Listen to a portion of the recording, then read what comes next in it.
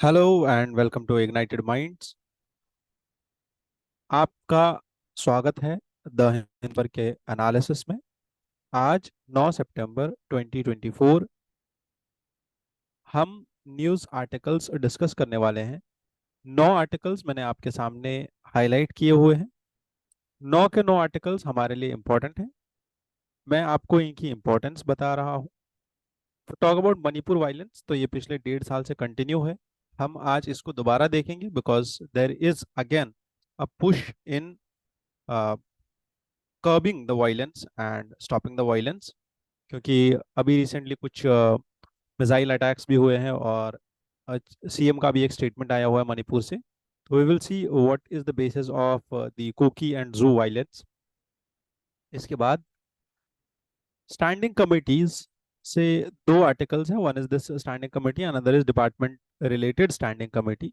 तो ये parliamentary standing committee on statistics बनाई गई थी जुलाई 2023 में, बट अभी इस कमेटी को डिसॉल्व किया गया है एंड वी विल सी इस कमेटी का क्या काम था, इसको हेड कौन कर रहे थे, क्यों बनाया गया था, ये सब चीज़ें। स्विस पीस प्रोसेस और इंडिया, स्विस पीस प्रोसेस में जो डिक्लेरेशन आया था उसको इंडिया ने साइन नहीं किया था, बट नाउ इसका दूसरा समिट होने वाला है और इंडिया का यहाँ पार्टिसिपेशन देखा जा रहा है कि इंडिया का पार्टिसिपेशन यहाँ पे ज़रूरी है। और यूक्रेन भी चाहता है कि इंडिया रशिया यूक्रेन के कॉन्फ्लिक्ट के मामले में पार्टिसिपेट करे। एक बहुत ही इम्पॉर्टेंट टॉपिक है हमारे गवर्नेंस में, जिसको हम बोलते हैं पॉलिसी पैरालिसिस। पॉलिसी पैरालिसिस का मतलब ये होता है कि सबसे पहली चीज़ तो आप पॉलिसी बना नहीं पा रहे हो कुछ कारणों की वजह से, और उसके बाद उस पॉलिसी को इम्प्लीमेंट नहीं कर पा रहे हो because that policy is not implementable. अब ये पॉलिसी पैरालिसिस हमारे हेल्थ केयर सेक्टर को कैसे प्रॉब्लम्स क्रिएट कर रहा है उसमें, ये चीज हम देखेंगे। और इसकी वजह से हमारा हेल्थ केयर सेक्टर वीक क्यों हो रहा है, ये चीजें भी देखेंगे। और पॉलिसी पैरालिसिस एक्चुअल में है कहाँ पे हमारे हेल्थ केयर सेक्टर में, ये भी देखें। इसके बाद एक छोटा सा आर्टिकल है अबाउट, एडिटोरियल है अबाउट चाइनीज कंपनीज और चाइनीज कंपनीज का रोल इंडिया के मार्केट में, and how we can stop it and should we actually stop it और नॉट। पैरालंपिक्स में इंडिया ने बहुत ही अच्छा प्रदर्शन किया है। हमारे पास 29 मेडल्स आए हैं और हमारा रैंक 18 हो गया है at the medal tally at international level. We will see कौन से एथलीट ने कौन सा मेडल लिया है।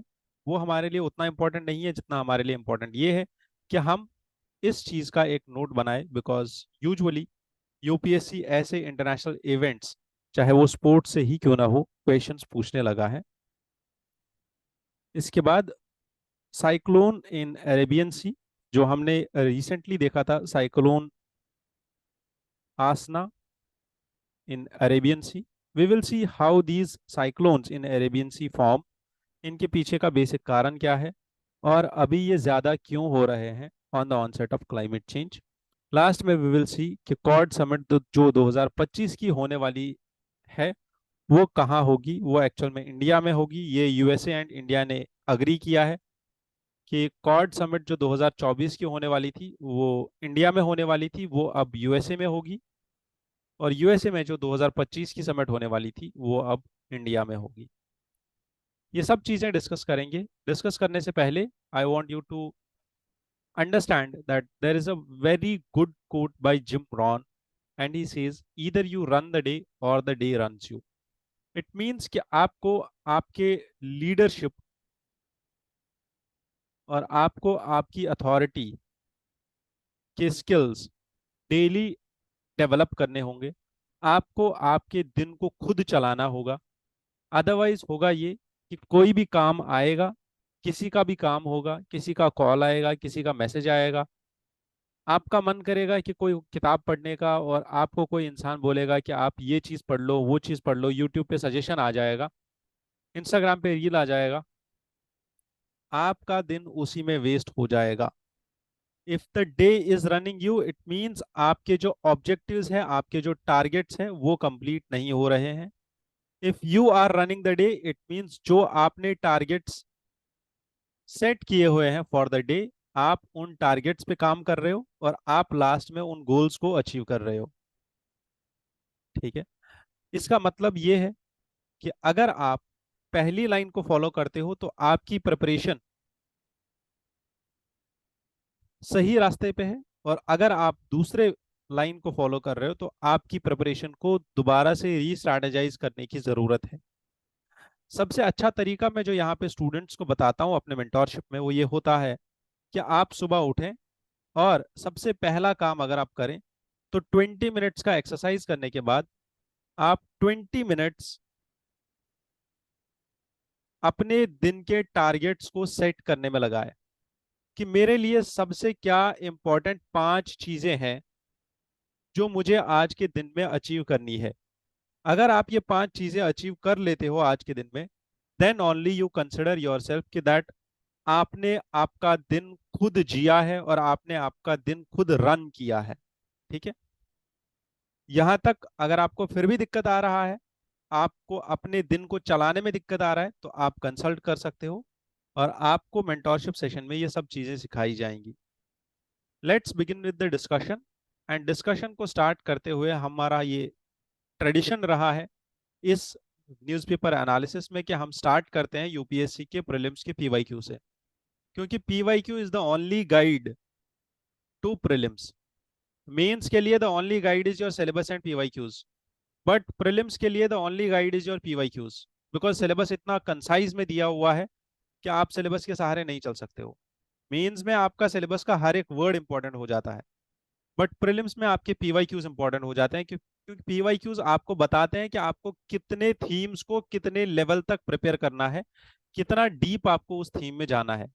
जैसे यहाँ पे एक सिंपल कॉन्सेप्ट था अबाउट दी सोलर रेडिएशन और इंसोलेशन। जो हमारा सूर्य है, sun, it is the only object in our solar system which gives us energy, जहां से बेसिक सोर्स है हमारा एनर्जी का, और यही एनर्जी हमारी धरती पे आने के बाद कन्वर्ट होती है डिफरेंट डिफरेंट तरीकों से।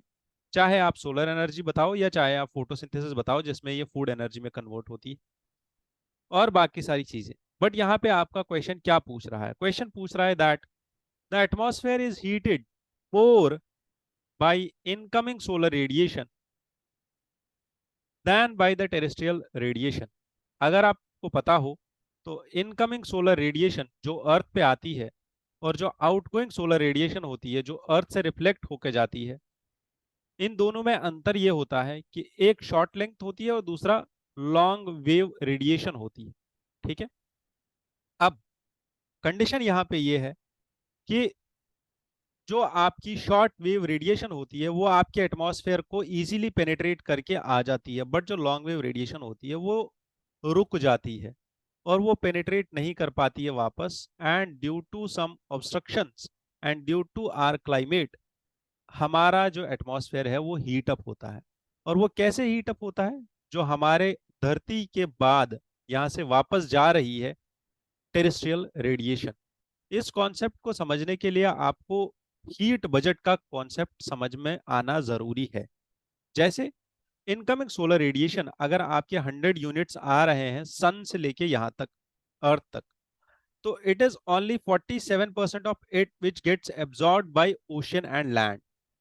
ये जो 47% है जो एब्जॉर्ब हो जाता है, यही अर्थ और ओशन से वापस निकल के इधर कंडक्शन के थ्रू, लेटेंट हीट के थ्रू या लॉन्ग वेव रेडिएशन के थ्रू वापस एटमॉस्फेयर में जाता है और यही आपके के एटमॉस्फेयर को गर्म करता है। ठीक है, this is the whole thing जिसकी वजह से आपका एटमॉस्फेयर गर्म होता है। रेस्ट जो इनकमिंग सोलर रेडिएशन है, यहां से 7% is scattered to the space, 30% goes back to the space, and some is reflected by clouds, that is 17% of it is reflected by clouds back। जो आपका 47% एब्जॉर्ब हुआ था और जो 23% which was absorb by air, ठीक है, HO2 H2O जो water vapour आपका एयर में होता है, ओजोन लेयर, डस्ट, क्लाउड्स, इन सब में जितना भी एब्जॉर्ब हो रहा है वही वापस रेडिएट होके आपके स्पेस में चला जाता है। ठीक है, और यहाँ पे कंडक्शन और लेटेंट हीट के थ्रू बाकी सारा जो है आपका एटमॉस्फेयर जो है गर्म होता है। ठीक है, क्लियर यहां तक? ये था पहला स्टेटमेंट। तो इसका मतलब ये है कि पहला स्टेटमेंट रॉन्ग है। और दूसरा स्टेटमेंट हमें क्या बोलता है? That CO2 and other greenhouse gases in atmosphere are good absorbers of long wave radiation. तो पहला कौन स्टेटमेंट अगर आपको पता हो तो दूसरा स्टेटमेंट आपके लिए इजी हो जाता है, और दोनों में से अगर आपको एक स्टेटमेंट भी पता हो तो आपका आंसर आ जाता है। जैसे मैंने बोला पहला स्टेटमेंट गलत है, तो first state both the statements are correct, wrong. Both the statements are correct, wrong. Statement one is correct, wrong. Statement one is incorrect. ठीक है, तो स्टेटमेंट वन के बेसिस पे हम पूरे क्वेश्चन का आंसर निकाल सकते हैं। इतना इजी है ये क्वेश्चन। बस क्वेश्चन का फॉर्मेट यूपीएससी ने ऐसा बना दिया है कि आपको समझने में थोड़ा सा दिक्कत हो सकता है, इसीलिए 2023 में ये ज्यादा क्वेश्चंस थे और 2024 में इन क्वेश्चंस का रेशियो कम हो गया था। चलिए आगे चलते हैं। थोड़ा सा और एक्सप्लेनेशन है यहाँ पे, ये आप देख लीजिएगा। स्टार्ट करते हैं पहले न्यूज से। पहला न्यूज हमारा मणिपुर के वायलेंस के ऊपर है। यहाँ पे जो न्यूज आर्टिकल आया है और जो आपका यहाँ पे स्निपेट दिया हुआ है, this talks about that there were around 16 districts in Manipur. ठीक है, but the state is commonly divided into valley and hill districts. Manipur का स्टेट ऐसा है जिसमें वैली में कुछ डिस्ट्रिक्ट्स है, 3 से 4 डिस्ट्रिक्ट्स, बाकी सारे डिस्ट्रिक्ट्स जो है इसके हिल डिस्ट्रिक्ट्स है। ठीक है, हिल डिस्ट्रिक्ट्स में जो लोग रहते हैं, this is the majority of Manipur geographical area. और यहाँ पे 15 नागा ट्राइब्स रहती है। ठीक है, और यहाँ पे चिन, कुकी, मीजो और जोमी ट्राइब्स रहती है इन हिल डिस्ट्रिक्ट्स में। कौन कौन सी ट्राइब? चिन, कुकी, मीजो और जोमी। ठीक है, इम्फाल, इम्फाल के 2 डिस्ट्रिक्ट है, ईस्ट एंड वेस्ट इम्फाल। यहाँ पे Kukis and Nagas, they point out that tribal areas are around 90% of the state. जो कि आप यहाँ पे देख सकते हो, ट्राइबल एरियाज जो ये हिल डिस्ट्रिक्ट्स है, they are around 90% of geographical area. But the bulk of जो बजट का पैसा है वो जाता है वैली के लोगों के ऊपर। जबकि वैली में जो लोग रहते हैं, जो यहाँ पे ग्रुप रहता है, उनका नाम है मेटीज। ठीक है, जो इम्फाल वैली में रहते हैं। अब दिक्कत यह है कि यहाँ पे रिलेटिव डेप्रिवेशन ट्राइबल्स को फील हो रही है कि हमारे साथ अन्याय हो रहा है, हमारे साथ हमारे डेवलपमेंट के लिए पैसा नहीं आ रहा है। देयरफॉर ये जो मणिपुर वैली है, जो पूरे साइड से हिल से सरकमवेंटेड है, ठीक है, इसी वैली में ये सारे दंगे हो रहे हैं। ठीक है, बहुत टाइम से हो रहे हैं। और अगर आप देखो तो अभी September 1 को, 1 of this month, 9 people from Metis and Kuki-Zo community have been killed in the drone attacks. अब आप सोचो ये कम्युनिटी लेवल क्लैश इतना बढ़ गया है, इतना बढ़ गया है कि ये ड्रोन अटैक्स और गन फाइट्स पे उतर आए हैं। अगर आपने यहाँ की वीडियोस देखी होंगी तो आपने ये देखा होगा कि यहाँ के जो लोग हैं, ये जो मेटीज और कुकीज है, ये गन्स के साथ पेट्रोलिंग करते हैं सड़कों की। ठीक है, and they are non state actors. Clear? So understanding this Manipur violence, we need to also understand कि इसका मेन रीजन क्या है। सबसे पहला मैंने मेन रीजन बोला, that is the relative deprivation. दूसरा है that there is rise of separatism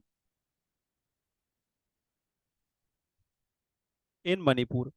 separatism मतलब दैट यहाँ के जो हिल ट्राइब्स है, उनको ऐसा लगता है कि उनको फोर्सफुली मर्ज किया गया है मणिपुर के साथ, और उनको फोर्सफुली मर्ज किया गया है सेंट्रल के साथ, इंडिया नेशन के साथ।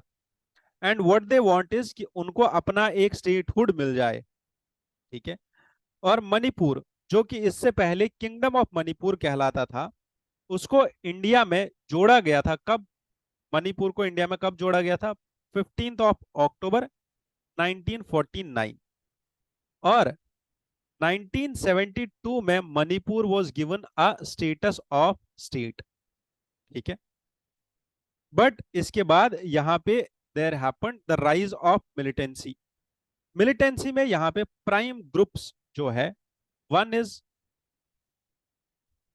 Peoples liberation army, second is people's revolutionary party of Kangleipak, ठीक है, जिसको आप प्रीपाक भी बोलते हैं, PREPAK, शॉर्ट फॉर्म इसका है प्रीपाक। इसके साथ साथ there is Kangleipak communist party and there is Kanglei Yawol Kanna Lup, that is KYKL. These are some of the organizations which you should remember because last time UPSC ने एक बार क्वेश्चन पूछा था अबाउट असम में जो ग्रुप्स एक्टिव है उनके बारे में। ठीक, नाउ अब प्रॉब्लम यहां पे इसलिए ज्यादा बढ़ गया बिकॉज यहां पे नागा मूवमेंट जो नागालैंड में चल रही थी उसका स्पिल ओवर इफेक्ट आ गया मणिपुर में। तो Nagaland is the northern state, वहां का स्पिल ओवर इफेक्ट आ गया मणिपुर में। एंड नाउ इन मणिपुर जो NSCM IM Indian Marxist group Nagaland में था, they started controlling most of this violence and they started pressing for greater Nagaland. तो नागालैंड में जो मेन की डिमांड था वाज अबाउट ग्रेटर नागालैंड, जिसका नाम है Nagalim. So what they want is they want Greater Nagaland, which is perceived as a threat to Manipur's territorial integrity. कि अगर ग्रेटर नागालैंड बन गया तो मणिपुर के कुछ स्टेट्स चले जाएंगे किसके साथ, ग्रेटर नागालैंड के साथ। और अब ये भी एक एप्रहेंशन हा किसमें, मणिपुर के वायलेंस में, ठीक है। और इसके बाद जो रीसेंट मोस्ट है that is Naga Kuki conflict जो 1990s में हुआ था, ठीक है। एंड उसके बाद जो रीसेंट मोस्ट है दैट इज मेटी एंड कुकी वो जो अभी कॉन्फ्लिक्ट चल रहा है। ये कॉन्फ्लिक्ट एक्चुअल में क्यों हुआ था, इसके पीछे की कहानी भी समझते हैं, ठीक है। Manipur high court directed the state to pursue a 10-year old recommendation of scheduled tribe status to non tribal Meitei community. Manipur के हाईकोर्ट ने ये बोला था कि आप मेटीज को एसटी का स्टेटस दे दो। मेटीज कौन, जो यहाँ पे इंफाल डिस्ट्रिक्ट को लार्जली डोमिनेट करते हैं, which is around only 10% of the geographical area, ठीक है। अब अगर इनको भी एसटी का स्टेटस मिल गया तो इनके पास भी रिजर्वेशन चला जाएगा एसटीज वाला, जबकि एसटीज कहां पे रहते हैं, हिल डिस्ट्रिक्ट्स में। कोर्ट ने गवर्नमेंट को यह भी बोला था कि आप एक बार ये रिकमेंडेशन भी देखो और 4 हफ्तों के अंदर अंदर हमें ये बता दो कि आप इस पे क्या करोगे। बट इस जजमेंट के अगेंस्ट में, इस डायरेक्शन के अगेंस्ट में, जो मणिपुर में ऑल ट्राइबल स्टूडेंट्स यूनियन है मणिपुर की, उन्होंने बोला that we will organise a tribal solidarity rally, एक प्रोटेस्ट स्टार्ट करेंगे हम। किसने बोला, all tribal student union of Manipur. इन्होंने एक ट्राइबल सॉलिडेरिटी रैली निकाली, ठीक है। ये एक शांतिपूर्वक उन्होंने प्रोटेस्ट किया था, बट इस प्रोटेस्ट को करते हुए इनको प्रोटेस्ट करने से रोक दिया गया और इसी प्रोटेस्ट में कुछ ऐसी हरकत हुई कि यह प्रोटेस्ट वायलेंट हुआ और वो प्रोटेस्ट अभी तक खत्म नहीं हुआ है, ठीक है। और वो वायलेंस अभी तक खत्म नहीं हुआ है। फरवरी 2023 से लेके अभी तक यहाँ पे वायलेंस चल ही रहा है और ये वायलेंस मई के मंथ में बहुत ज्यादा हो गया था। और आपने यहाँ पे बहुत सारे इश्यूज भी देखे थे। कुछ वुमेन को यहाँ पे ब्रूटली वो भी कर दिया गया था, डिफेम भी किया गया था और बहुत ब्रूटल टॉर्चर भी किया गया था कुछ वुमेन को। उसके वीडियोस भी थे, काफी डिस्टर्बिंग एलिमेंट्स थे वो। तो ये कुछ रीजंस है और ये कुछ इश्यूज है मणिपुर से रिलेटेड। अब इस पे जो मेन मुद्दा ये है कि क्या हम इसको कंट्रोल कर सकते हैं और बेसिकली एक्चुअल रीजन क्या है। जितना भी मैंने आपको अभी तक बोला दैट फॉरेस्ट का इविक्शन, ये जितना भी कॉन्फ्लिक्ट है इनका, एक्सट्रीमिस्ट ग्रुप का वगैरह वगैरह। इसका वे फॉरवर्ड क्या हो सकता है? ठीक है, पहला वे फॉरवर्ड है कि आप क्राइटेरिया डिफाइन करो एसटीज के स्टेटस के एलिवेशन का, कि अगर आप शेड्यूल ट्राइब का स्टेटस यहाँ पे दे रहे हो किसी एक कम्युनिटी को, जैसे यहाँ पे मेटी कम्युनिटी को ट्राइब शेड्यूल ट्राइब का स्टेटस दिया जा रहा था हाईकोर्ट के द्वारा, वो जो स्टेटस का इवैल्यूएशन होना चाहिए कि क्यों दे रहे हो। बिकॉज हमारी 1965 में लोकुर कम्युनिटी कमिटी आई थी।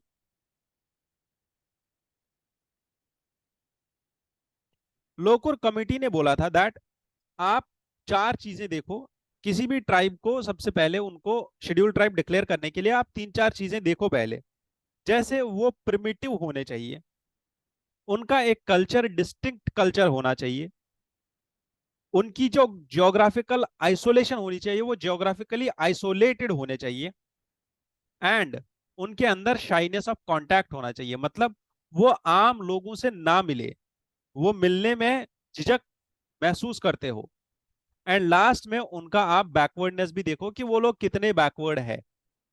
ठीक है, इसके बाद हमारे पास एक भूरिया कमीशन आया था 2002 में।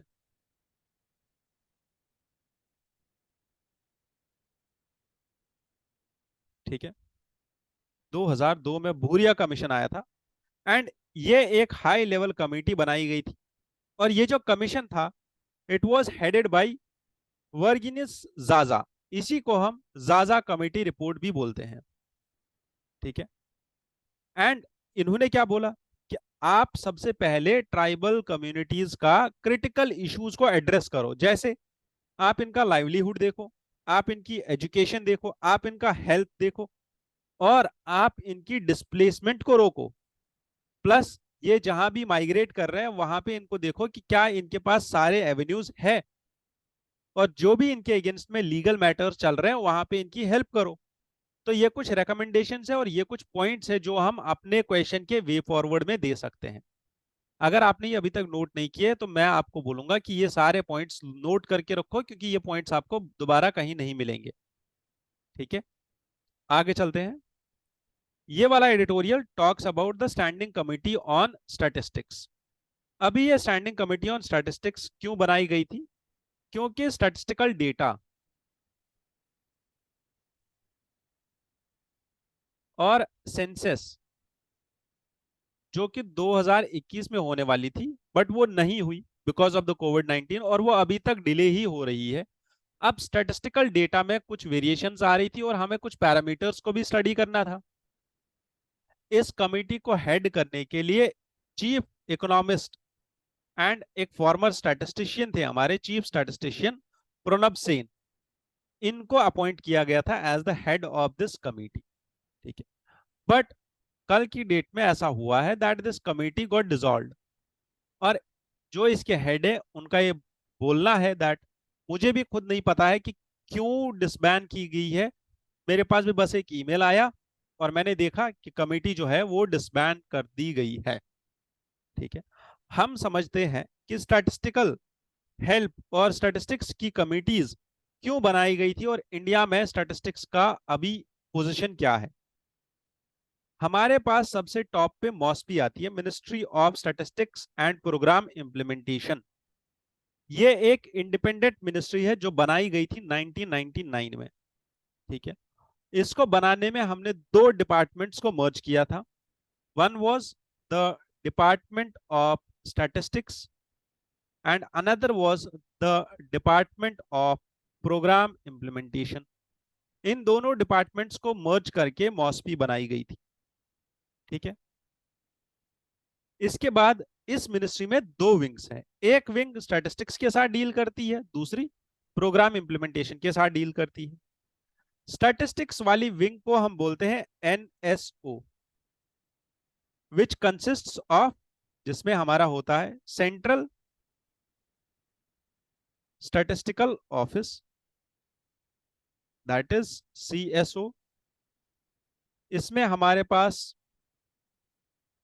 Computer centre and national sample survey, that is NSSO. ये दोनों चीजें होती है और इन दोनों को मर्ज करके हमने बनाया था क्या, National Statistical Office. Clear? But these two wings, besides these two wings, there is one more office, that is National Statistical Commission, जो मॉस्पी के अंदर आता है.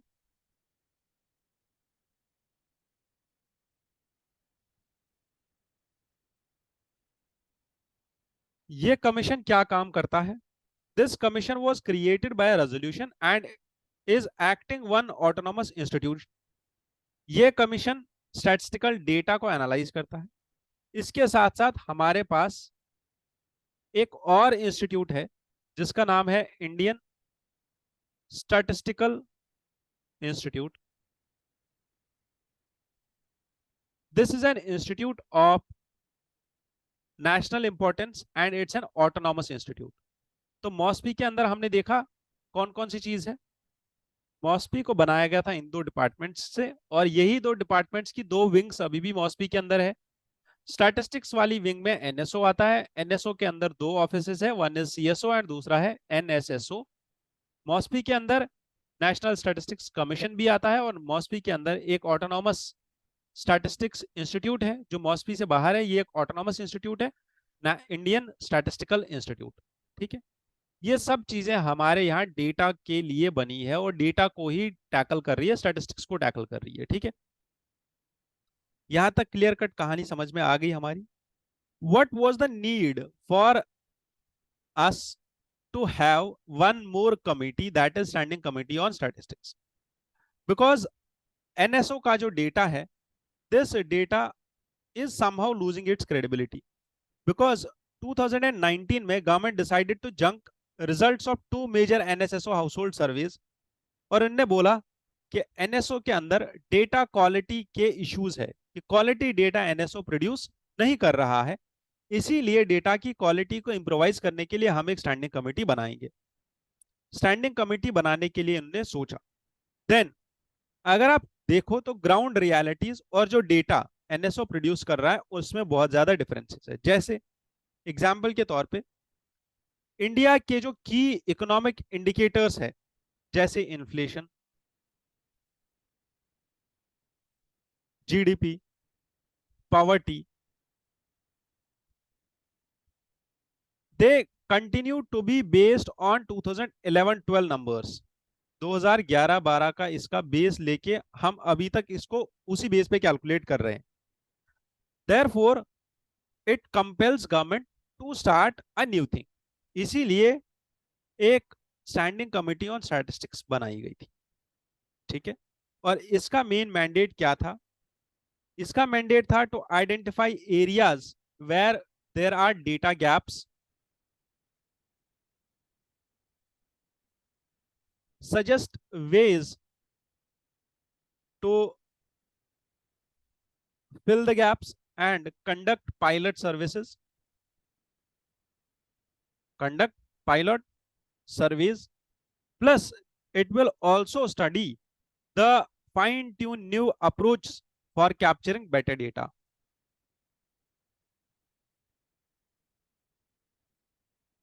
ठीक है. नए कुछ अप्रोचेस को स्टडी करना था, बट अभी जो है ये स्टैंडिंग कमेटी जो है स्थगित की गई है. Let us see what happens next. This editorial talks about Swiss peace process. ये स्विस पीस प्रोसेस क्यों हुई थी? क्योंकि आप सबको पता है दैट रशिया और यूक्रेन का कॉन्फ्लिक्ट बहुत टाइम से चल रहा है.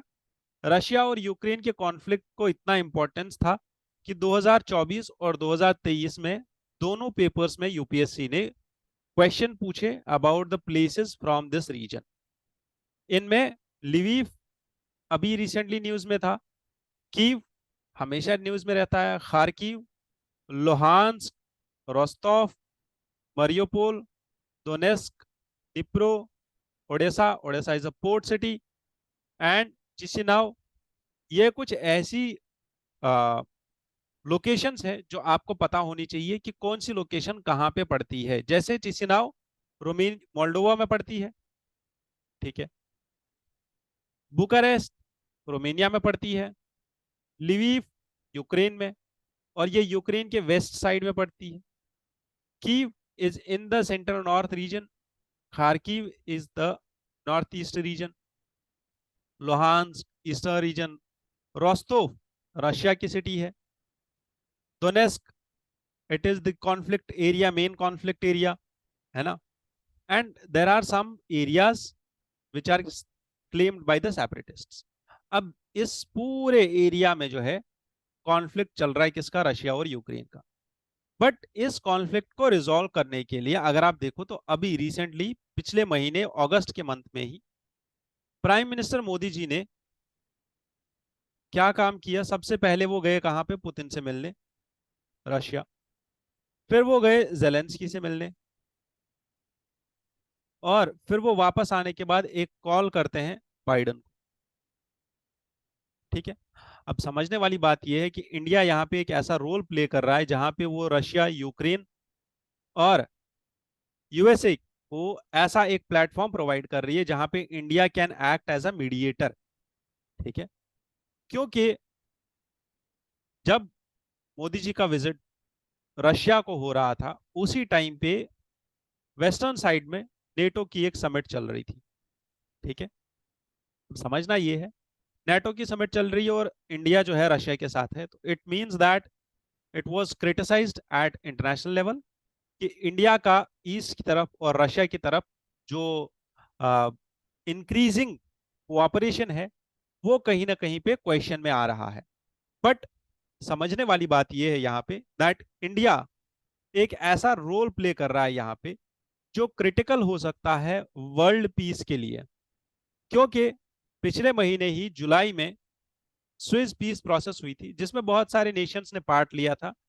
और ये स्विस पीस प्रोसेस, इसकी जो पहली समिट हुई थी वो किस लिए थी, इसी एक रीजन के लिए कि रशिया और यूक्रेन के बीच में सुलह हो जाए और वहां पे सीज फायर एस्टैब्लिश हो जाए। ठीक है? अब इस प्रोसेस को समझते हैं, पहले स्विस पीस प्रोसेस कैसे हुई थी और कहां हुई थी। Swiss peace process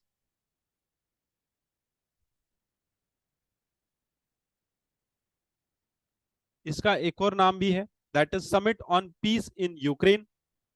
it is an international conference to address the solutions for this. ये हुई थी बर्गन स्टॉक में। बर्गन स्टॉक एक रिजॉर्ट है कहां पे, स्विट्जरलैंड में। This summit gathers representatives from various countries and organizations to discuss and promote peace initiatives. Objective क्या था इसका, main objective was to facilitate dialogue and negotiation between the two countries. ठीक है। अब इस बर्गन स्टॉक समिट में या इस पीस प्रोसेस में बहुत सारी कंट्रीज ने पार्ट लिया था and there were around 80 countries plus 4 organisations which supported the final joint communique। जो ज्वाइंट स्टेटमेंट यहां पे आया था उसको 80 कंट्रीज ने सपोर्ट किया and there were 4 organisations and 100 attending delegations. Document में क्या लिखा गया था जो यहां पे ज्वाइंट स्टेटमेंट आया है, ज्वाइंट स्टेटमेंट के according, according to the communique, the territorial integrity of Ukraine should be the basis for any peace agreement to end Russia war। पहली चीज that is territorial integrity of Ukraine. What do you think कि अगर Russia ने इतना war करने के बाद कुछ टेरिटरीज को ऑक्यूपाई कर लिया है, do you think that these territories will be released back to Ukraine by Russia. Territorial integrity सबसे पहली चीज यहां पे बताई गई है and important theme which featured in the final statement was first nuclear weapons, food security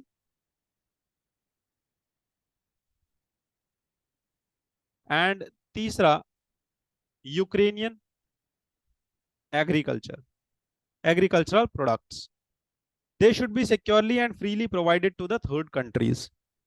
ठीक है।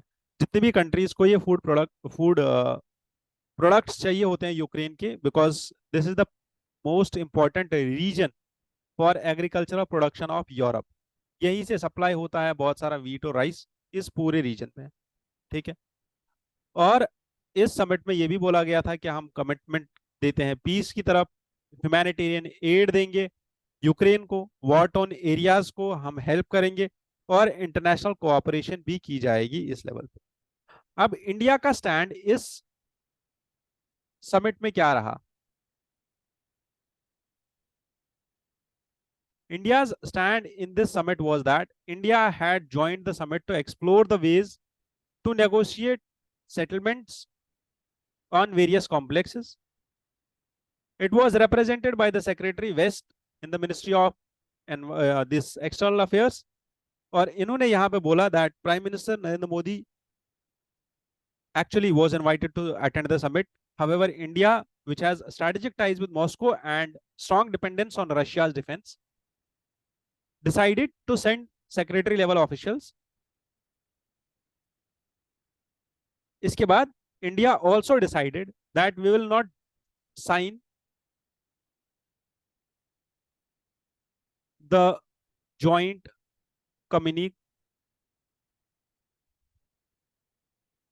by saying that only those options which are acceptable to both parties can lead to abiding peace.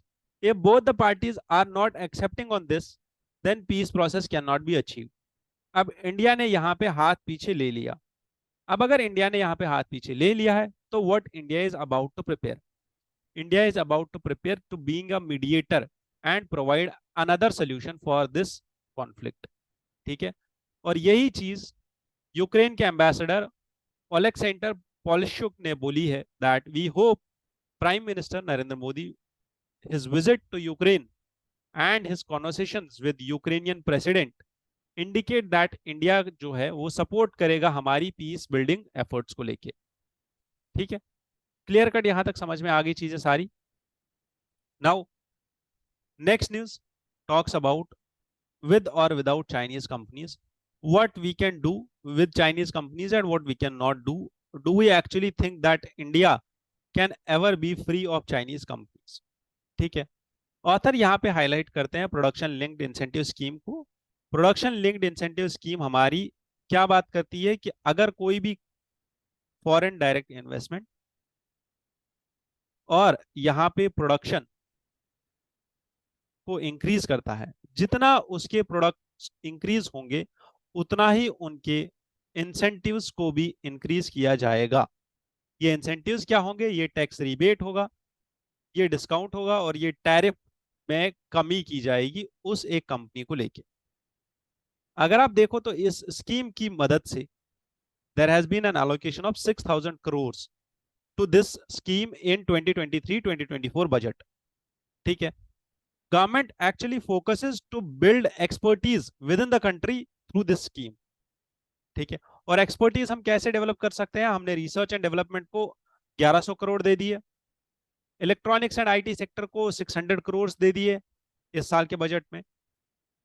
अब समझने की बात यह है कि अगर हम नेशनल लेवल पे इंडिया की एक्सेलेंस और इंडिया की रेजिलियंस को बढ़ाना चाहते हैं, इसमें हमें प्राइम चीज देखनी है कि हमारे पास सामने क्या है। सामने हमारे पास जो चैलेंज है that is China, because we want to develop make in India but there is Chinese presence in Indian you can say this market, because according to the data by International Data Corporation worldwide quarterly mobile phone tracker report, 4 out of 5 best smartphones are made in China. ठीक है, China or Chinese with a combined market share of slightly 50% of market share is of Chinese products and Chinese smartphones. Further, Chinese companies have also been able to withstand the troughs and crusts. कितना भी skirmish और कितनी भी bilateral relations हमारी खराब हो गई due to Galwan Valley incident 2020 से लेके अभी तक, बट फिर भी जितनी चाइनीज कंपनीज यहाँ पे काम कर रही है वो काम कर रही है और उनमें कोई उतना बड़ा इम्पैक्ट नहीं आया है।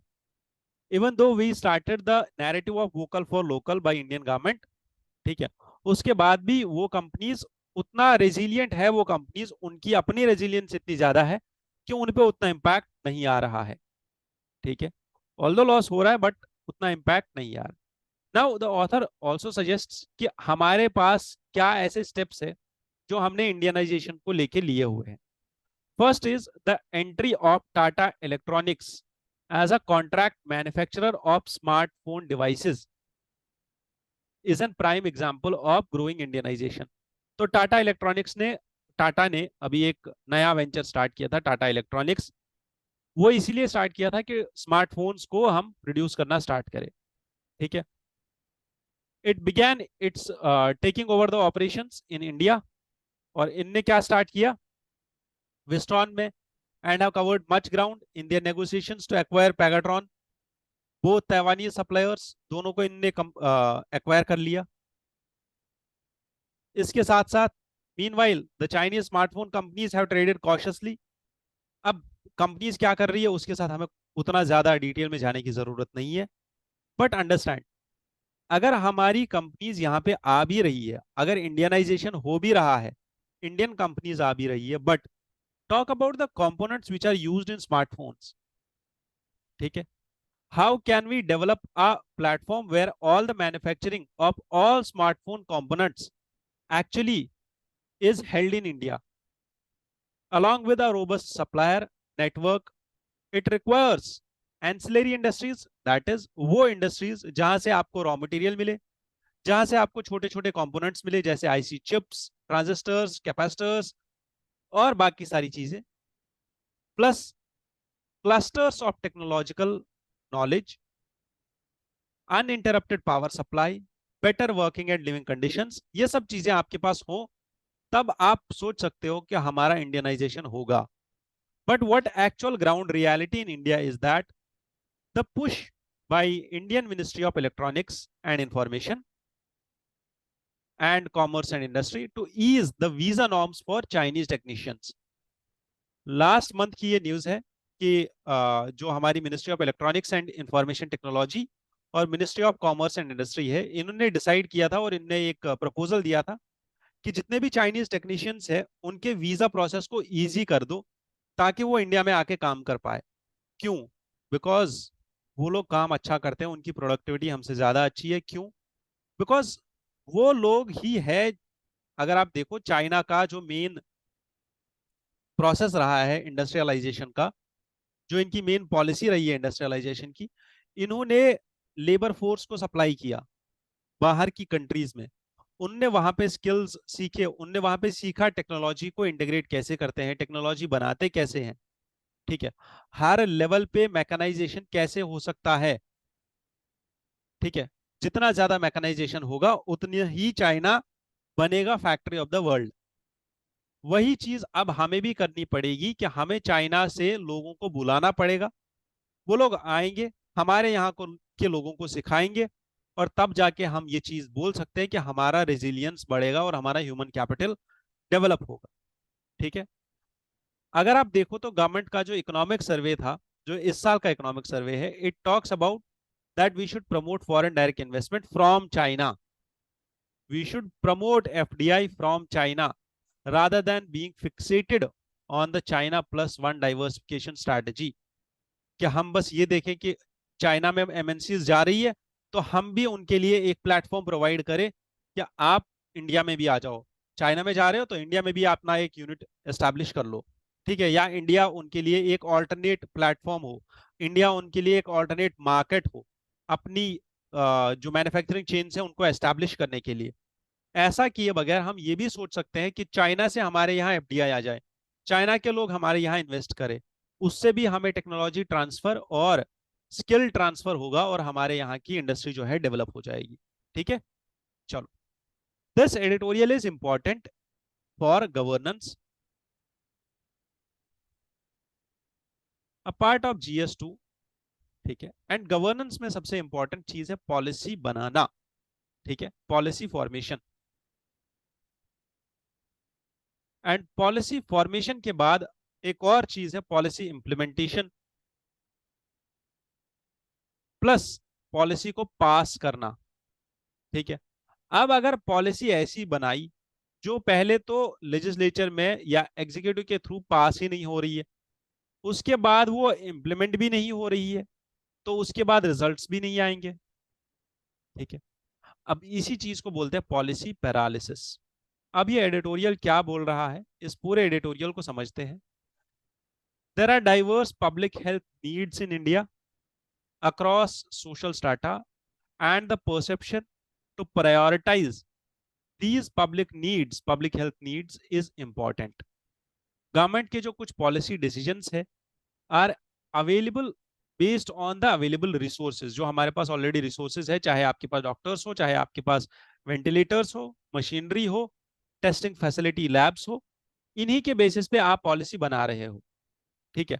But what actually is being felt as a need in health care sector, ठीक है, is that we need experienced, और जो लार्ज स्केल नीड बताई जा रही है और जो प्रोजेक्टेड नीड है which is being identified by the experts are different. अगर आप देखो तो सबसे पहले ये एडिटोरियल क्रिटिसिज्म देता है हमारे किसका, अभी आज के हेल्थ केयर सेक्टर का और हेल्थ केयर की पॉलिसीज का। It says that union budget has criticised, it criticizes union budget for its inadequate focus on public health sector, because it says कि पब्लिक हेल्थ सेक्टर में और public health policies जो है last एक decade में have remained largely ineffective in addressing the real needs of people, ठीक है। इसके साथ साथ what are the actual needs in public health, पहली है डिजीज ऑफ पॉवर्टी, लाइक वो डिजीज जिससे इंसान पॉवर्टी में चला जाता है, जैसे टीबी। टीबी का इलाज करने में इंसान को 2 साल लग जाते हैं, 24 months, 18 to 24 months, and daily इंसान को 13 to 14 टैबलेट्स खाने पड़ते हैं, जो अभी तक की हमारी मेन प्रॉब्लम थी। हाँ, अभी दूसरा ट्रीटमेंट आ गया है, बी पाम, ठीक है, which will change the regimen to 6 months only. Malaria, under nutrition, maternal death, food, waterborne illness, these are some of the most important diseases जो हमारे हेल्थ केयर सेक्टर को अंदर से खोखला कर रही है। These issues are prevalent among poor and vulnerable. पहली चीज, इस डिजीज की वजह से इंसान पुअर हो जाता है। दूसरा, ये डिजीज लगती भी उन्हीं लोगों को जो ऑलरेडी पुअर होते हैं, बिकॉज इन डिजीज का सबसे मेन जो रीजन है that is sanitation, cleanliness and hygiene, ठीक है, जहां से ये सबसे ज्यादा होती है। Second is problems of middle class. Middle class lives in an environment which is polluted, which has poor infrastructure, where the road traffic accidents are high, और मिडिल क्लास को ही सबसे ज्यादा इंपैक्ट होता है, हो रहा है अभी किसका, क्लाइमेट चेंज का। Curative care needs, important thing that we need curative care, we do not need that much of preventive care. The most critical and controversial aspect of our public health policy is that we are focusing on curative health care. We are not focusing on preventive health care. हमें सबसे पहले disease के prevention को लेके काम करना है कि डिजीज नहीं होनी चाहिए, बाद में हम उसको क्यूरेट करेंगे, बाद में हम उस डिजीज को टैकल करेंगे, उसके लिए मेडिसिन, वैक्सीन, टेस्ट, वो बाद की बात है, डॉक्टर्स बाद की बात है। पहली चीज है कि आप क्यूरेट करो, ठीक है, आप प्रिवेंट करो, प्रिवेंशन करो। हिस्टोरिकली हमने कितने सारे स्टेप्स लिए हुए हैं हेल्थ केयर को लेके। पहला है नेशनल रूरल हेल्थ मिशन, जो कि हमने 2005 में लॉन्च किया था, नेशनल हेल्थ मिशन 2013 का। These later on, and these were mainly a departure from the national health policy of 2002. 2002 की जो पॉलिसी थी, it basically talked about the commercialisation of health care, जिसको छोड़ के हमने बोला नहीं, we need to focus on rural health and national health mission.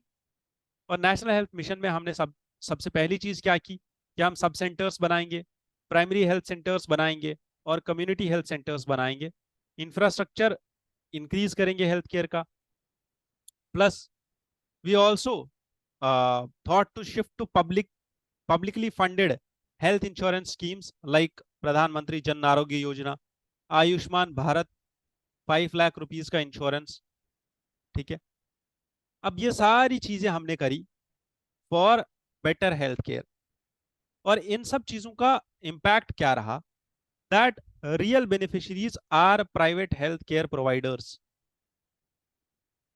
Schemes cover only hospitalization expenses, not the comprehensive health care. That is, आपकी जो hospitalisation से बाहर की मेडिसिन होती है वो कवर नहीं होती। एक्चुअल में जो आपका टेस्टिंग होता है, बाकी सब चीजें होती है, because this is the tertiary health care scheme, this is not on the OPD level. तो जो आप, because it is in tertiary level, तो ये बस आपका क्या देखेगा, hospitalisation expenses. Secondary and tertiary care outsourcing देखेगा, ठीक है, and it outsources it to private sector providers also. इसकी वजह से हुआ क्या है कि अगर आपको फॉर एग्जाम्पल किसी प्राइवेट हॉस्पिटल में आप चले गए और आपका इलाज होना है एक माइनर सी बीमारी का, जैसे गॉल ब्लेडर रिमूव करना है। वैसे एक फनी फैक्ट है on the end of this slide about this gall bladder removal, ठीक है। तो वो प्राइवेट हॉस्पिटल आपके इस ट्रीटमेंट का बिल बहुत ज्यादा बना देगा, ठीक है, क्योंकि उसको पता है ये बिल आपको पे नहीं करना है, ये बिल जाएगा किधर, पब्लिक जो इंश्योरेंस है, public health care insurance provider, उसके पास चला जाएगा, बिकॉज आपके पास आयुष्मान भारत वाला कार्ड है, हेल्थ कार्ड है, आप चले गए उसके थ्रू, अब वो पैसे निकाल रहा है वहां से, ठीक है। और there is largely development of the monopoly of private health care, जो इन सब स्कीम्स का एक मेन ड्रॉबैक रहा है। Now what author suggests is कि हमें ट्रांसफॉर्म करना होगा अपने पब्लिक हेल्थ इंस्टीट्यूशंस को। जैसे सबसे पहली चीज है हेल्थ एंड वेलनेस सेंटर्स, ठीक है। अब ये सारे sub centre, PHC, CHC, community health centre, इनको हमने कन्वर्ट किया था अभी recently health and wellness centres में, और जिसमें हमने अराउंड 1.5 लाख नए इंस्टीट्यूशंस बनाए, ठीक है। हमने बोला कि यार ये हमने नई चीजें बनाई है, बट ये एक्चुअल में थे ना ऑलरेडी यहाँ पे। The new role of community health officers with minimal medical training reduces the quality of care providers, कि आप जो कम्युनिटी हेल्थ ऑफिसर्स को लेस ट्रेनिंग के बेसिस पे अपॉइंट कर रहे हो, उसकी वजह से क्वालिटी केयर जो है वो मिस हो रहा है, which turns these professionals into dignified chemists only, nothing more than that। और ड्रग अब्यूज जो है वो इंडिया में बहुत ज्यादा बढ़ रहा है, प्लस सेल्फ मेडिकेशन तो है ही। 2023 में the directive to rename these health wellness centres as Ayushman Arogya Mandir, ठीक है, ये जो हेल्थ वेलनेस सेंटर्स बनाए गए थे, हेल्थ एंड वेलनेस सेंटर, इनको नाम चेंज करके आयुष्मान आरोग्य मंदिर बनाने की बात हो रही थी, ठीक है। बट उसमें भी इशू आ गया कि यार ये नॉन सेक्युलर नेम है, और ये नॉन हिंदी स्पीकिंग स्टेट्स में तो नहीं चलेगा ये नाम। ऑथर यहाँ पे बोल रहे हैं दैट हमारे पास ना और भी बहुत सारे थ्रेट्स है पब्लिक हेल्थ सिस्टम को लेके, like there are challenges in public health, कि India needs to address different social groups. Poor primary, secondary, curative care is the felt need actually. Curative care is the felt need. But these services are being undermined. There is erosion of trust. But what government's role is that the weakening of public health system is being neglected at secondary and tertiary care. ठीक है? Because we are transforming primary care institutions as curative care centers. आपने क्या किया? Curative care होना चाहिए था secondary and tertiary level पे, primary level पे आपका प्रिवेंटिव केयर होना चाहिए था, प्रिवेंशन पे काम होना चाहिए था। बट आप क्या कर रहे हो, आप ये प्राइमरी लेवल पे सब सेंटर्स और ये हेल्थ एंड वेलनेस सेंटर्स बना के इसी को क्यूरेटिव केयर बना रहे हो, और वहां पे ना ट्रेनिंग है ना सपोर्ट सिस्टम है, और वहां पे जो काम कर रहे हैं वो डिग्निफाइड केमिस्ट्स हैं। तो these are the main problems जो यहाँ पे ऑथर हाईलाइट कर रहे हैं, और उसके साथ साथ उनके सोल्यूशंस भी दे रहे हैं। This editorial, this is not basically editorial, this was on the side snip, talks about some of the key players in our Paralympics और उनका परफॉर्मेंस। इसमें इंडियन पैरालंपिक्स में हमने अच्छा परफॉर्मेंस दिया है, और इंडिया ने 29 मेडल्स हासिल किए हैं। कुछ हमारे जो मेन अचीवर्स हैं की फोटोज आप यहाँ पे देख सकते हो। इसमें हमारे टॉप परफॉर्मर्स रहे हैं बहुत सारे लोग, जैसे shooter Avani Lekhara, javelin thrower Sumit Antil, ठीक है। इसके साथ साथ Mariyappan high jumper, Sheetal Devi archer, and Harvinder Singh won the first para archery gold. Nagaland के 40 ईयर ओल्ड आर्मी मैन है Hokato Sema, he is a shot putter. तो ये सब कुछ लोग हैं जिनके नाम अगर आपसे होते हैं तो आप थोड़े बहुत याद रख लो, नहीं होते हैं तो नाम उतना ज्यादा इंपॉर्टेंट नहीं है जितना आपको ये याद रखने की इंपॉर्टेंट है कि इंडिया ने 29 मेडल्स लिए हैं, 18वीं हमारी प्लेस है। हमारी प्लेस जो है अगर आप देखो तो 2016 में हमने 2 मेडल लिए थे, 2020 में 5 मेडल लिए थे, 2012 में 0 मेडल लिया था, 2024 में 7 मेडल लिए थे। तो कंटिन्यूअसली इंक्रीज हो रही है। कहाँ से? 2012 ऑनवर्ड से आज तक। ठीक है, गोल्ड में, सिल्वर में भी ऐसे ही इंक्रीज हो रही है और ब्रॉन्ज में ऐसे ही इंक्रीज हो रही है। ठीक है, जितना आप नियरर आओगे। तो पिछले 4 ओलंपिक्स में हमारी जो परफॉर्मेंस है वो बेटर होती जा रही है। ठीक है, done. This editorial is bit important. ठीक है, बिट नहीं, बहुत ज्यादा इंपॉर्टेंट है। थोड़ा ही इंपॉर्टेंट नहीं है, बहुत ज्यादा इंपॉर्टेंट है, क्योंकि इसको समझना is not an easy task कि इस एडिटोरियल को आप समझो। This editorial talks about different things and I have highlighted all of these things in this summary. सबसे पहले बात करेंगे दैट अभी जो साइक्लोन आया है जिसका नाम है साइक्लोन आशना, ये कहाँ आया है?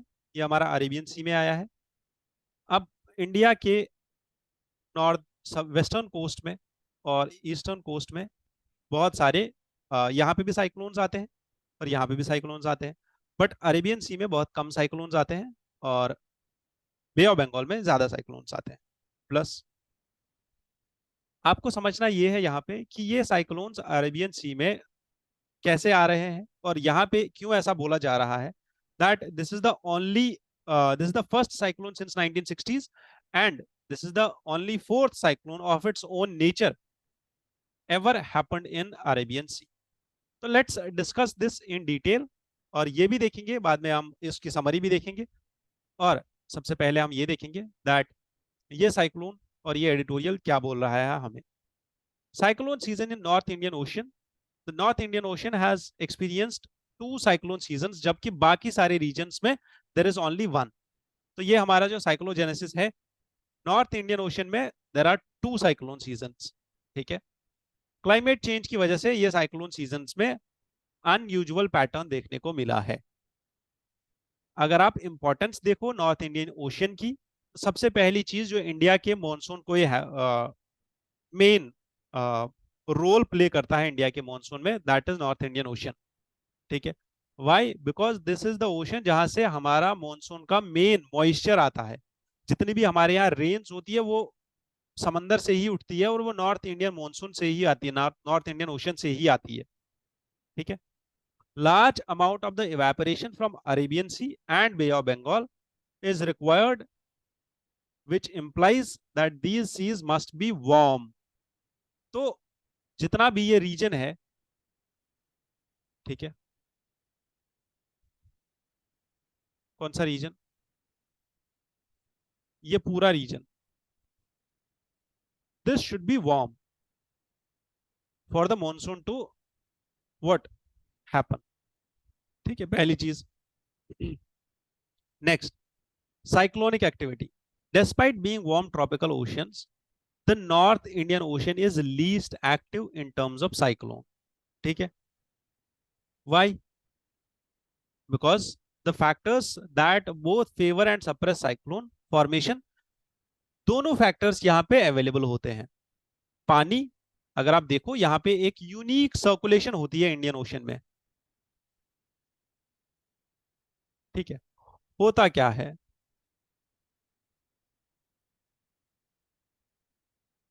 इंडियन ओशन में एक यूनिक सर्कुलेशन होती है इस पूरे ओशन में, यहां नीचे तक। ठीक है, सदर्न ओशन तक। पहली होती है मॉनसूनल सर्कुलेशन। यहां पे होता क्या है, सीजनल विंड्स का रिवर्सल होता है, ये आपने पढ़ा है। ठीक है, दूसरा, Indian Ocean connects to Pacific Ocean and Southern Ocean through oceanic tunnels. ठीक है, अगर आप इस साइड में देखो तो यहाँ पे छोटी छोटी टनल्स है, जैसे आपने straight of Malacca, Banda straight, Indonesia में बहुत सारे आइलैंड्स हैं जहां से स्ट्रेट्स कनेक्ट होती है। ठीक है, इस पूरे रीजन को कनेक्ट करने के लिए छोटी छोटी ओशियनिक टनल्स है जो पैसिफिक ओशियन और सदर्न ओशियन को आपस में कनेक्ट करती है। और इसी रीजन में वेस्टर्न ऑस्ट्रेलिया, अगर आप ऑस्ट्रेलिया की तरफ वाला रीजन देखो तो वहां पे भी हमें बहुत सारे ऐसे रीजन्स मिलेंगे जहां पे ये पैसिफिक ओशियन का पानी नीचे आ रहा है और ये इंडियन ओशियन का पानी आपस में मिल रहा है। ठीक है, अब इस चीज की वजह से होता क्या है? इस चीज की वजह से होता यह है, जो पैसिफिक ओशियन का गर्म पानी है वो हमारे सदर्न ओशियन में आता है और इंडियन ओशियन में आता है, और ये जो गर्म पानी है ये मिक्स होता है ठंडे पानी से। वो ठंडा पानी कहां से आता है? वो सदर्न ओशियन से आता है। ठीक है, क्योंकि यहां सदर्न रीजन में, इस वाले रीजन में अगर आप देखो, ये जो सदर्न रीजन है हमारा, ठीक है, इस रीजन में ठंडा है। क्यों? नीचे आर्कटिक सर्कल है, ठीक है, अंटार्कटिक ओशन है। डन। अब नीचे से ठंडा पानी आएगा, ऊपर से गर्म पानी मिक्स होगा, ये एक यूनिक सर्कुलेशन क्रिएट करेगा। उसी एक सर्कुलेशन की वजह से दोनों फैक्टर्स प्रोड्यूस होते हैं कि ओशियन कभी कभी वार्म भी हो जाता है और कभी कभी ठंडा भी हो जाता है। वार्म होने की वजह से साइक्लोन्स बनेंगे, ठंडा होने की वजह से साइक्लोन्स नहीं बनेंगे। This temperature dynamics in Arabian Sea and Bay of Bengal, इसमें होता क्या है? बेसिकली अरेबियन सी ज्यादा गर्म होता है और जल्दी गर्म होता है, ठीक है, during the pre monsoon season, जबकि बे ऑफ बंगाल जो है वो रिलेटिवली वार्मर रहता है और produces more convection and rainfall. अब अरेबियन सी जल्दी गर्म हुआ, जल्दी ठंडा हो गया, ठीक है, प्री मॉनसून सीजन में, जबकि बे ऑफ बंगाल जो है it remains relatively warmer for longer period of time, और यहाँ पे जो कन्वेक्शन एंड रेनफॉल है वो ज्यादा टाइम तक चलेगा। ठीक है, नेक्स्ट, क्लाइमेट चेंज की इफेक्ट्स। चूंकि क्लाइमेट चेंज की वजह से इंटेंसिफाई हो रहा है वेदर क्लाइमेट्स, और अगर मॉनसून का टाइम है तो मॉनसून ज्यादा आएगा, इंटेंसिफाई होगा, एल नीनो इंटेंसिफाई होगा तो कम आएगा। ठीक है, इसके साथ साथ तो बारिश कम होगी। ग्लोबल इफेक्ट्स अगर आप देखो तो इंडियन ओशन के वार्मिंग इफेक्ट्स जो है, इंडियन ओशन जो ज्यादा गर्म हो रहा है, इसका हीट अपटेक अफेक्ट कर रहा है पैसिफिक ओशियन को, क्योंकि मैंने बोला यहाँ पे सर्कुलेशन हो रही है। और अब हो क्या रहा है? जो नॉर्थ अटलांटिक ओशन में हैवी वाटर है वो ज्यादा सिंक हो रहा है नॉर्थ अटलांटिक ओशन में, और जिसकी वजह से ये सर्कुलेशन जो है ये भी इंटेंसिफाई हो गया है। अब जो साइक्लोनिक एक्टिविटी हुई है कहां पे? अरेबियन सी में और बे ऑफ बंगाल में, इसको समझते हैं। So therefore during the monsoon season, ठीक है, मॉनसून सीजन में strong south westerly winds during monsoon lead to significant cooling of Arabian Sea. जितना ज्यादा मॉनसूनल विंड्स होंगी उतना ही ज्यादा अरेबियन सी कूल होगा, ठंडा हो जाएगा, क्योंकि यहाँ पे जितना भी रैपिड वार्म हो रहा है एयर वो जाएगा किधर? इधर। और यहाँ से एक हमारी साउथ वेस्टर्ली ट्रेड विंड आएगी, दूसरे साइड से दूसरा ब्रांच आएगा, अरेबियन सी वाला ब्रांच, और वो मॉनसून हमारे यहाँ छोड़ देगा, और उसकी वजह से जो अरेबियन सी में हीट था वो भी रिलीज हो जाएगा। Bay of Bengal sees many low pressure systems. अब इसकी वजह से यहाँ बे ऑफ बंगाल में लो प्रेशर सिस्टम क्रिएट होता है during the monsoon, but these rarely develop into the cyclones. ये लो प्रेशर्स जो है साइक्लोन में कन्वर्ट नहीं हो पाते हैं due to vertical wind shear, क्योंकि यहाँ पे जो है ऊपर हवा की तरफ ज्यादा विंड शेयर होता है। साइक्लोन के बनने के लिए वर्टिकल विंड शेयर नहीं होना चाहिए, ठीक है, इट शुड बी मिनिमल, तब जाके साइक्लोन बनेगा। और प्रेजेंस होना चाहिए कोरियोलिस फोर्स का, तब जाके साइक्लोन बनेगा।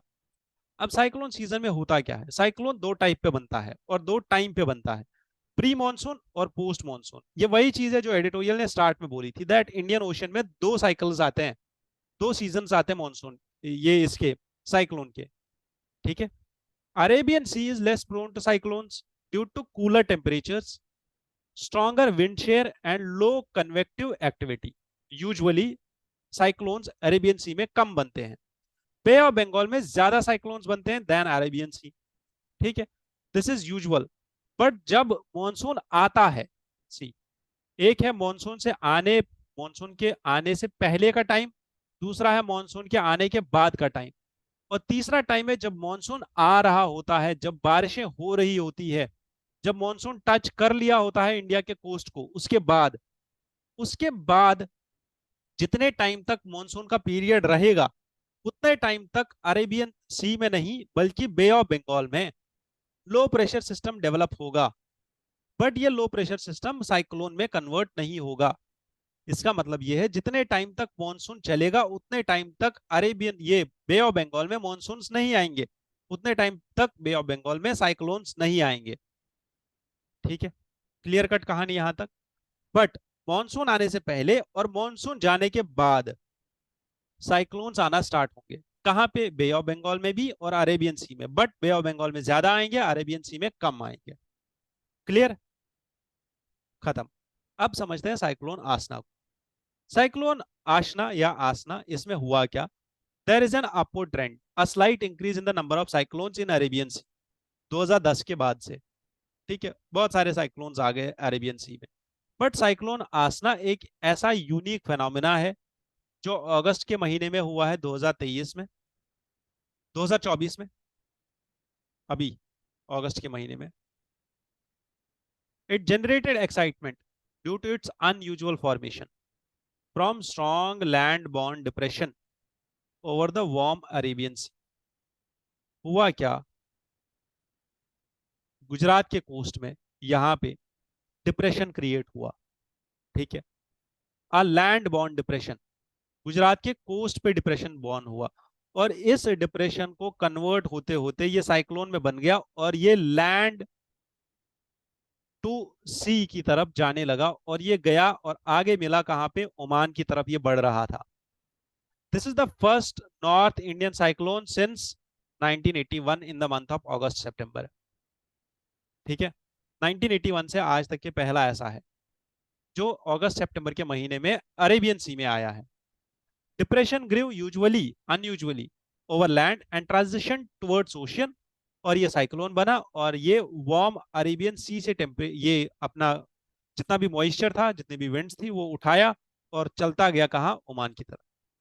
The occurrence of the cyclone was unexpected and highlights the unpredictability of weather patterns। 1981 से आज तक ये ऐसा पहला हुआ है। अब आप सोचो, टोटल मिला के ये चौथा ऐसा हुआ है साइक्लोन, तो कितना ज्यादा अनप्रिडिक्टेबिलिटी बढ़ रही है। That is what is being highlighted in this editorial. और ये बना कैसे, ये सब चीजें हमने देख ली। साइक्लोन्स एक्चुअल में कैसे बनते हैं, और ये यहाँ पे जो एक्चुअल में स्निप है, ये थोड़ा सा साइक्लोन मिशियोंग के बारे में है। बट एक्चुअल में जो हमें समझना है that is the way forward and challenges during the cyclone. ठीक है, ये सब चीजें हम देख सकते हैं। इससे पहले 2021 में साइक्लोन तौकते आया था, 2019 में साइक्लोन फाने आया था इन उड़ीसा कोस्ट, साइक्लोन अम्फन आया था हमारा 2020 में वेस्ट बंगाल में, causing an estimated loss of $13 billion, $1.81 billion due to cyclone Fani. ये सारी चीजें हमें समझनी होगी कि साइक्लोन्स के आने से कितना ज्यादा इम्पैक्ट पड़ता है हमारी इकोनॉमी पे। ठीक है, डन, क्लियर कट। साइक्लोन से रिलेटेड थोड़ी सी और चीजें समझनी है कि warm large warm ocean water होता है, ये पूरा ओशन जो है ये गर्म होने लगता है। गर्म हुआ तो यहाँ पे लो प्रेशर क्रिएट होगा। लो प्रेशर क्रिएट होने की वजह से जो यहाँ पे एयर है वो ऊपर को उठेगा। ठीक है, ऊपर को उठेगा, समंदर की सरफेस से ऊपर एयर में चला जाएगा, वार्म मॉइस्ट एयर होगा। जितना वार्म होगा उतना हल्का होगा। बट यहाँ पे एक चीज हो रही है, कोरियोलिस फोर्स की वजह से ये जो विंड्स है ये थोड़ी सी टिल्ट हो रही है। अब ये जो हवाएं उठ रही है, ये जो वार्म एयर उठ रहा है, ये कोरियोलिस फोर्स और जो यहाँ पे विंड्स प्रिवेल कर रही है उसकी वजह से ये सर्कुलर या एंटी क्लॉकवाइज डायरेक्शन ले लेता है। या तो क्लॉकवाइज डायरेक्शन लेगा या तो एंटी क्लॉकवाइज डायरेक्शन लेगा। नॉर्दर्न स्फीयर में क्लॉकवाइज डायरेक्शन लेगा, ये काउंटर क्लॉकवाइज डायरेक्शन लेगा। अब काउंटर क्लॉकवाइज डायरेक्शन में घूमते हुए इसमें होगा क्या? एक आई बनेगी जो इसका सेंटर होगा। This is the most calmest region of the cyclone. इस साइक्लोन से बाहर ऐसे निकलेंगे रेन बैंड्स, जिसमें क्यूमुलो निम्बस क्लाउड्स बनेंगे और यहां से रेन स्टार्ट हो जाएगी। ये साइक्लोन के जो वार्म जितना भी एयर होगा वो ऊपर चला जाएगा और ये वार्म एयर ऊपर अपर एयर एटमॉस्फेयर में आउटफ्लो करना स्टार्ट करेगा और ये फैलता चला जाएगा जब तक ये कंडेंस हो जाए, ठंडा हो जाए, और उसके बाद ये वापस डिसेंड करेगा एक दूसरी लोकेशन पे। ठीक है, these are tropical cyclones. And climate change and Arabian Sea को लेके अगर आप देखो तो scientists say that climate change has warmed the Arabian C.